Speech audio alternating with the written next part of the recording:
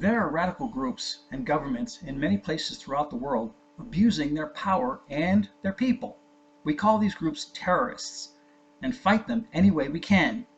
Now, it is not my intention to minimize or trivialize the efforts of those who fight human rights abuses or terrorists. They are brave people whose efforts are to be celebrated, even honored. But there are other, smaller groups that abuse their power that we don't really think of as terrorists. And their victims are not necessarily human. Because of efforts by PETA, People for the Ethical Treatment of Animals, the famous Ringling Brothers and Barnum and Bailey Circus has decided not to feature elephants in their performances, starting in 2018. Feld Entertainment denies PETA is involved, of course. Alana Feld called it a mood shift. But why did the mood shift? You think maybe seeing PETA at every performance of the circus, spreading their one-sided propaganda, might have something to do with it? I do. Kenneth Feld said it's too expensive to fight individual states' anti-circus laws. Now, I don't know of any other industry where state laws can outlaw, not just regulate, but outlaw the tools they need to perform their work. But this one does. Why?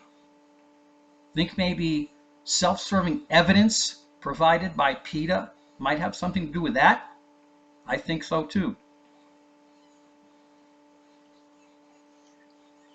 I'm not going to tell you that abuse does not occur. I'm not that naive. But consider this. In Mexico, thousands of animals could be put to death because they no longer allow animal acts in their circuses.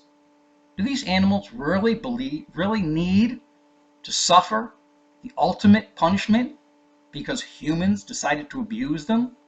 I don't think so. Is PETA going to stop with elephants? No, I don't think they are. And are they going to stop with circuses? Probably not.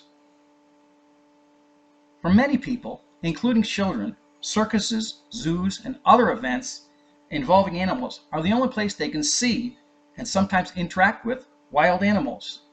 I fed a giraffe at a zoo here in Dallas, Texas. And I also went to a wildlife park called Fossil Rim, where I interacted with not only giraffes, but other animal species, some of which I didn't even know existed. Circuses, zoos, and other animal-related organizations and events are sometimes the only place where adults and children can interact with wild animals, seeing them as real living beings that share this world on which we live. Pictures in a book or pictures or videos on a screen are not enough to give them that experience. Zoos and circuses themselves, through conservation efforts, are vital to the survival of some species. Zoos provide medical and, in some cases, reproductive assistance so that species can continue to survive. In order to ensure the continuation of these efforts, we need to allow ourselves and our children and their children and their children's children and so on to see and interact with animals as much as they can, to see them as real living beings that we are responsible for.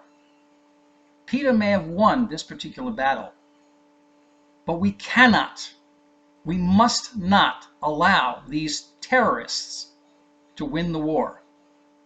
The animals are relying on us.